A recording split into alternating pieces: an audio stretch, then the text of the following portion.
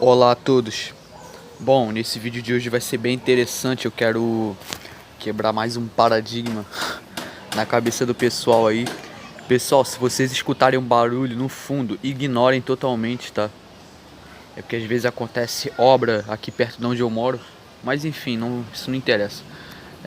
Então eu quero falar sobre os Néfilins e os demônios, pra gente entender essa questão e pra gente entender a origem da causa do mal no mundo.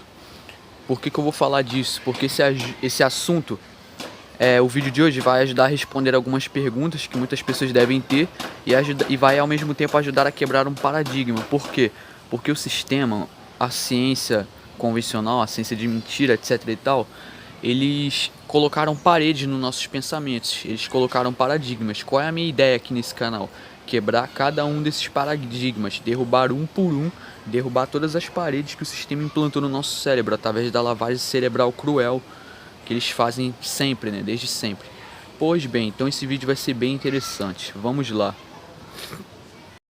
Pois bem, então, para a gente entender melhor o vídeo, para a gente entrar no contexto, a gente vai precisar do livro de Enoque, então vou ler aqui a partir do capítulo 6. Então, o livro de Enoque diz assim, ó: Quando outrora aumentou o número dos filhos dos homens, nasceram-lhe filhas bonitas e amoráveis.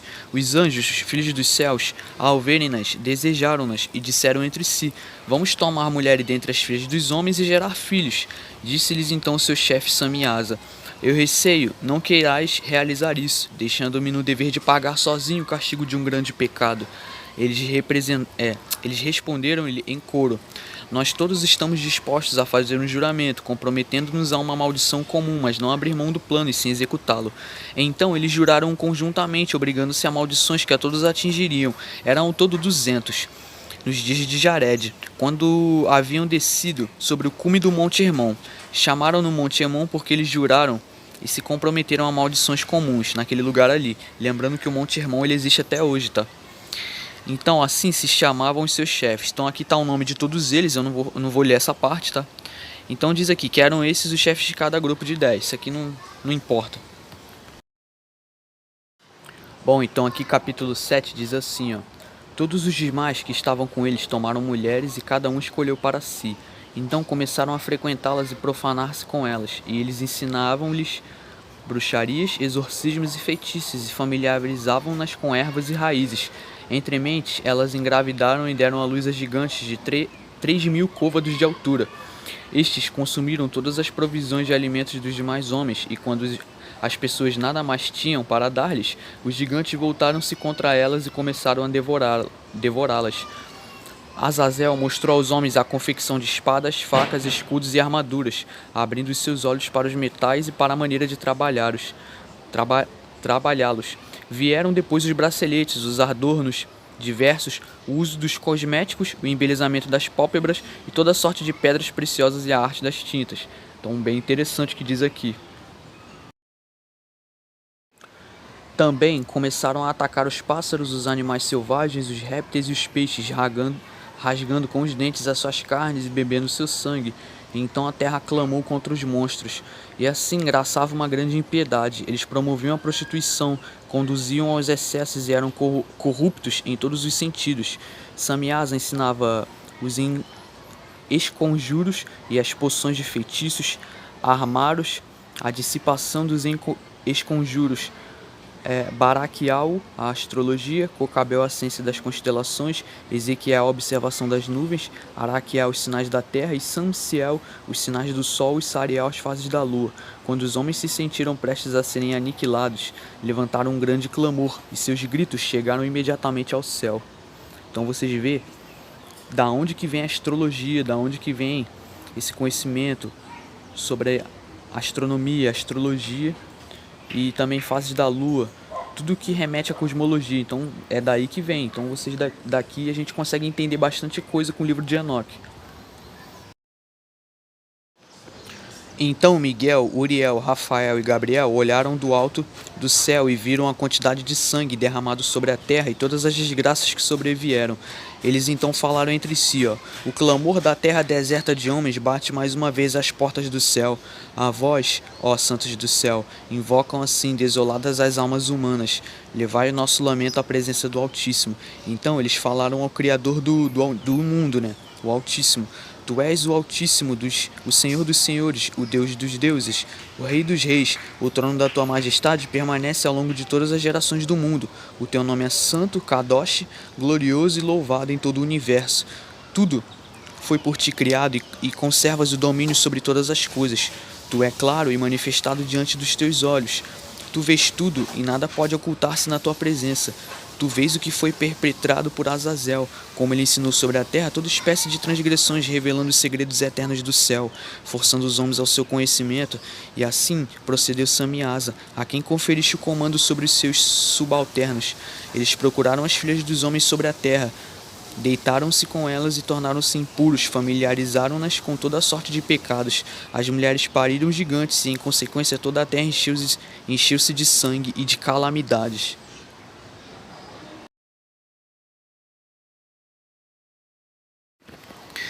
Bom, então diz assim, então o Altíssimo, o Criador, o Todo-Poderoso, tomou a palavra e enviou Uriel ao filho de Lameque com a ordem seguinte, dize-lhe em meu nome, esconde-te e anuncia-lhe o fim próximo, pois o mundo inteiro será destruído. Um dilúvio cobrirá toda a terra e aniquilará tudo que sobre ela existe. Agora clamam as almas dos que morreram, e o seu lamento chega às portas do céu. Os seus clamores se levantam ao alto, e em face de toda a impiedade que se espalhou sobre a terra, não podem cessar os seus queixumes. E tu sabes de tudo, antes mesmo que aconteça. Tu vês tudo isso e consentes. Não nos dizer o que devemos fazer.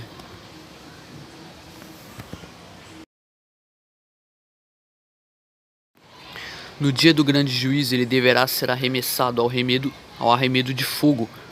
Purifica a terra corrompida pelos anjos e anuncia-lhe a salvação, para que terminem os seus sofrimentos e não se percam todos os filhos dos homens, em virtude das coisas secretas que os guardiões revelaram e ensinaram aos seus filhos. Toda a terra está corrompida por causa das obras transmitidas por Azazel. A ele atribui todos os pecados. Quando os seus filhos se tiverem eliminado mutuamente, e quando os pais tiverem presenciado o extermínio de seus amados filhos, amarra-os por 7 gerações nos vales da terra, até o dia do seu julgamento, até o dia do juízo final. Nesse dia eles serão atirados ao abismo de fogo, na reclusão e no tormento, onde ficarão encerrados para todo sempre, e todo aquele que for sentenciado à condenação eterna seja juntado a eles, e seja com eles mantido em correntes até o fim de todas as gerações. Aí vocês vão me dizer assim, beleza. Alguns vão perguntar assim, mas pô, será que essa história de gigante, será que realmente existiram gigantes? Pois bem, então vou deixar vocês com uma série de imagens, vocês pensem e tirem a própria conclusão de vocês, se existiram ou não.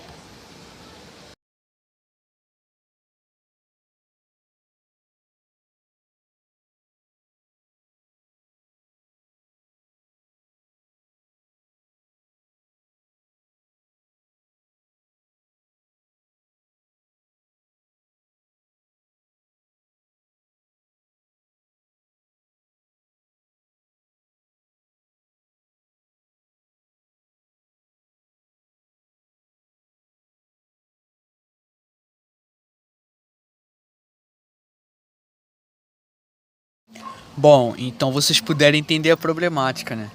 Pois bem, então a gente vai tentar entender isso aqui, a origem dos espíritos demoníacos e a causa do mal do mundo. Pois bem, então o que a gente pode entender primeiramente com esse livro de Enoque, com essas partes que eu li? Então basicamente a gente percebe que os anjos vieram, os santos sentinelas, são os observadores, ou os guardadores, tanto faz. Eles se sentiram atraídos pelas filhas dos homens. E o que acontece? Eles se sentiram atraídos pela beleza e pelos cabelos soltos. Então o que acontece? Daí o que a gente pode tirar disso? O que eles fizeram? Se tiram desejos, tomaram forma humana, se materializaram como homens e tomaram cada uma para si se relacionaram com elas e deram origem a quem? Aos gigantes, aos Nephilims. Também são chamados de Anakins também. Pois bem, então o que acontece? Espírito feito no céu, quando o corpo morre, ele volta para o céu, certo? Por exemplo, o ser humano, o espírito do ser humano é feito no céu. Quando o ser humano morre, o espírito do ser humano volta para o céu, certo? Espírito feito na terra, fica na terra. Então o que aconteceu? Qual foi a situação ali? O anjo, o espírito dele foi criado no céu, certo? Ele veio para a terra, ele pecou contra o Criador, veio para a terra, se misturou com a mulher humana. O espírito da mulher humana foi feito onde? No céu. Pois bem, a união entre os dois geraram os Néfilis. Os Néfilis, o espírito deles foi feito aqui na terra, certo? Entre a relação do anjo com o ser humano. Então, ele não foi criado pelo Criador. Então, o espírito deles não foram criados no céu. Não foram criados pelo Criador. Então, o que aconteceu? Nessa união blasfêmica entre a mulher e o anjo, o espírito deles foram criados aqui na terra. O que aconteceu? O Criador, para limpar toda a perversidade, toda a baixaria, toda a maldição que acontecia na terra por causa desses Néfilis, que eram super perversos, gostavam de morte, sofrimento, eles gostavam de guerra, eles gostavam de tudo que era ruim, certo? E esse sistema escravizante que a gente vê hoje, que nos escraviza, ele teve origem, ele traça suas origens a esse período, da era pré-diluviana. Então o Criador limpou tudo com o dilúvio. O dilúvio matou boa parte deles. Acredito que todos. Mas de alguma forma essa linhagem Nephilim, ela se espalhou depois do dilúvio. Ela voltou para a Terra depois do dilúvio, mas isso aí é uma outra discussão, talvez eu faça um vídeo sobre isso futuramente.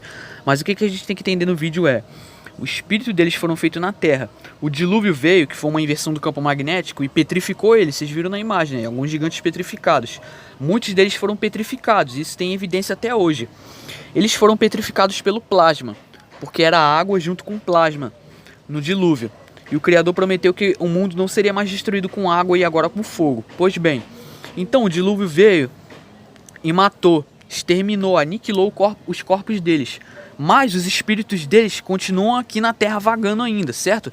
Então, eles comiam toda a criação, certo? Na época que eles estavam aqui na Terra. Eles sentem fome, mas eles não têm corpo para comer. Eles sentem sede, mas eles não têm corpo, não tem como eles beber água, não tem como eles beber nada, certo? Então, eles sentem fome, eles sentem sede, eles sentem vontade de fumar. Só que eles não podem realizar isso pelo fato deles não terem um corpo físico.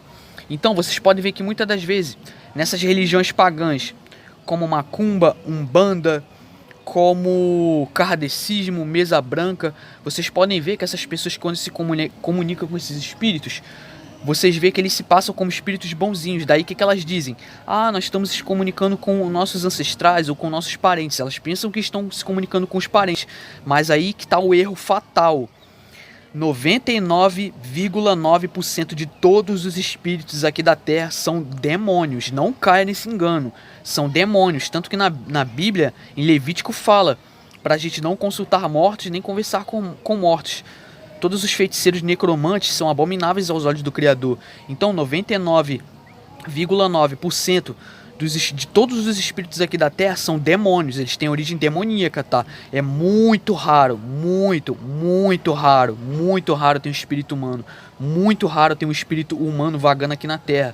Porque o espírito humano, quando a pessoa morre, ele já volta para o céu. Então todos os espíritos daqui da Terra são demônios.